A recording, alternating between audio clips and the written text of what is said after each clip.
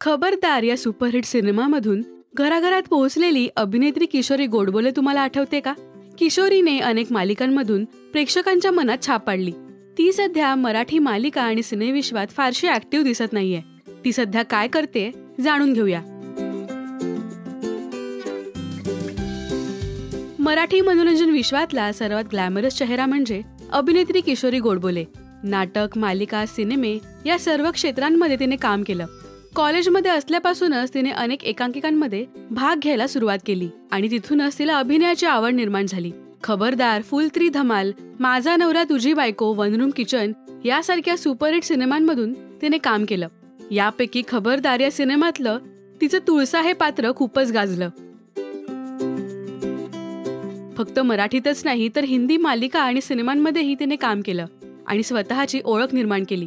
Sony टेलिव्हिजनच्या मेरे साई श्रद्धा और सबुरी या हिंदी पौराणिक मालिकेत ती बायजाबाई हे पात्र साकारते. सध्या किशोरी कोणत्याही मराठी मालिकेत किंवा सिनेमात झळकत नाहीये, पण सोशल मीडियावर मात्र तिच्या रील्सची चर्चा होत असते. डान्स रील्स शेअर करत ती नेटकऱ्यांचं लक्ष वेधते. रील्समधून तिची अदाकारी प्रेक्षक एन्जॉय करतात.